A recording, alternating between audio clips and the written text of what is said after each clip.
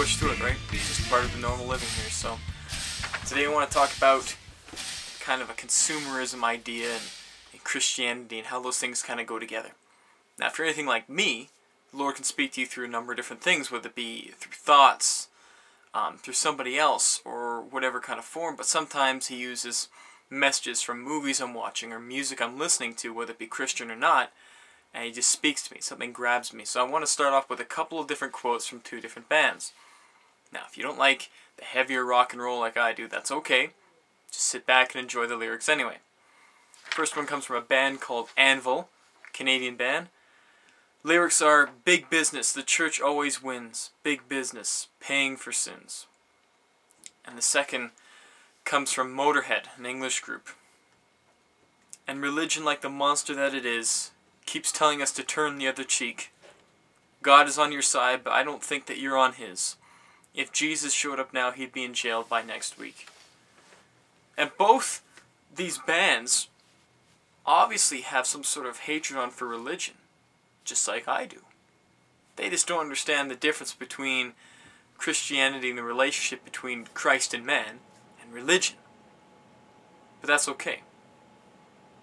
Both lyrics talk about problems in the church, problems in Christians, and problems in the world around us, all in the same time.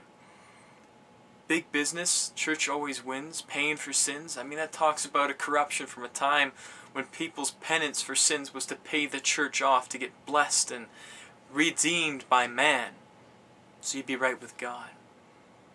Or religion, like the monster that it is, keeps telling us to turn the other cheek. God's on your side, but you're not on His. If Jesus showed up now, He'd be in jail by next week. It talks about the character of Christ and what it should be in Christianity and what it isn't. I mean, even Motorhead notices that there's a problem with Christians versus who Jesus was. If Jesus showed up now, He'd be in jail by next week. He'd be put in prison because something is wrong. Because God is on our side, according to them. But are we on His?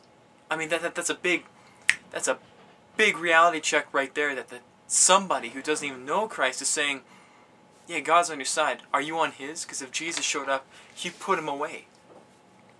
You know, it's just like the Pharisees. They kept chasing after people like Paul. They killed Stephen because they hated what they were saying. They hated Jesus. When Jesus was going against what they were teaching, He never attacked them personally. He attacked what they were teaching. He attacked them at the moral core of who they were, not who they were as people. Because He loved them, but what they were doing was wrong.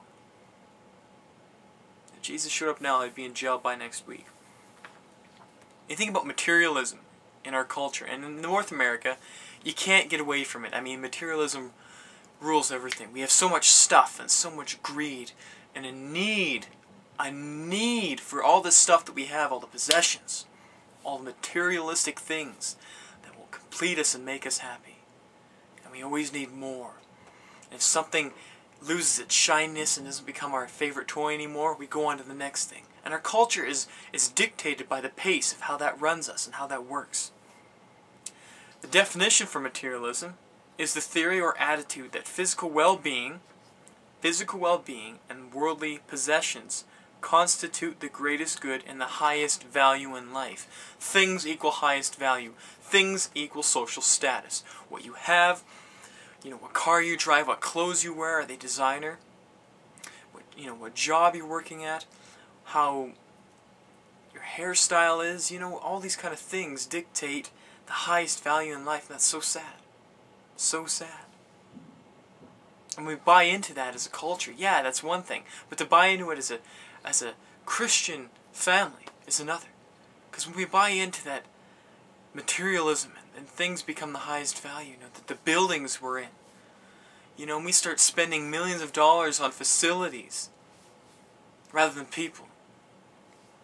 We spent millions of dollars on decor rather than the homeless and starving in our own societies. Or we start even buying in to different fads. I mean, we start sending people into foreign nations helping, and that's good, don't get me wrong. Hear me on this. Missionaries going into different cultures and societies is not a wrong thing. I'm not saying that. I'm saying that when you have to take a look at what's going on in your own backyard, and we've got a homeless problem of over 2,000 people, 25 and under in Calgary, that freeze to death. We've got issues right here in our own backyard we can take care of. We can't buy into the fads. We can't buy into what's popular. The trendiness. Because Jesus wasn't trendy. Jesus was so anti-cultural. He stood out like a sore thumb. He pissed people off. He pissed off the Pharisees so bad. Because they wanted to rule by religion and control. Because religion is control and control is comfortable. And religion is routine. So it's a comfortable routine that they were living on.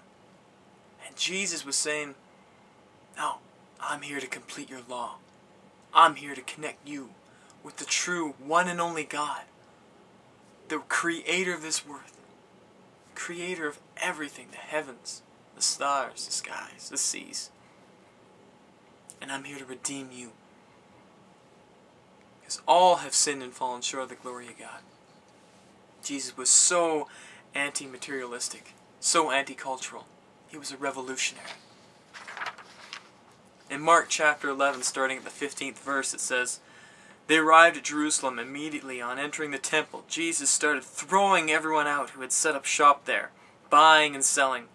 He kicked over the tables of the bankers and the stalls of the pigeon merchants. He didn't let anyone even carry a basket through the temple. And then he taught them, quoting this text, my house was designated a house of prayer for the nations. You've turned it into a hangout of thieves. The high priests and religion scholars heard what was going on and plotted how they might get rid of him. They panicked, for the entire crowd was carried away by his teaching. You see, it's not just a bunch of thieves and merchants had secretly snuck into the temple and started selling, and everything else was going on with their business.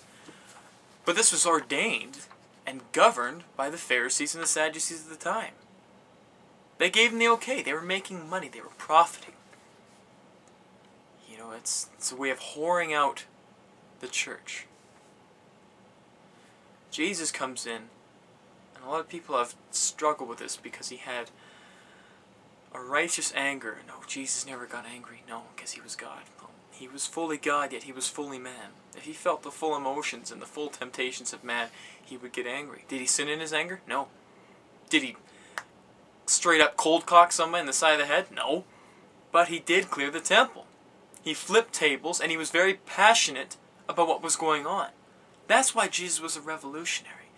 He never ever held back his passion about what he felt was going on, right or wrong. Jesus was not a limp-wrist, quiet-speaking teacher. Jesus was a revolutionary, powerful, outspoken man. This is the man that raised the dead in the Sabbath to prove a point, even though it could have cost him his life. This was a man who cleared the temple physically because they had turned it into a den of thieves. They bought into the materialistic idea.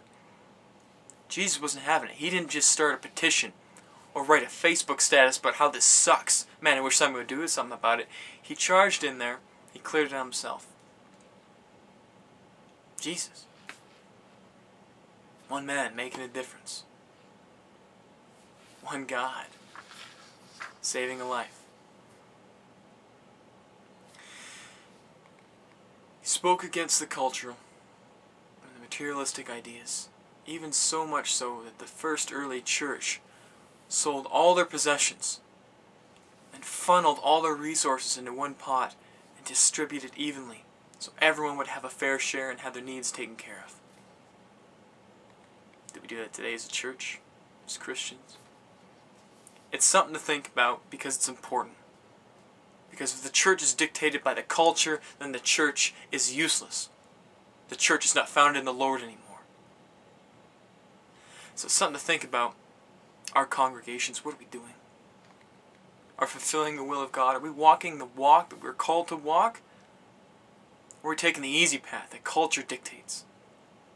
Or do you want to be revolutionaries like Jesus Christ and go out and do what you were called and meant to do? Until next week, thanks for watching.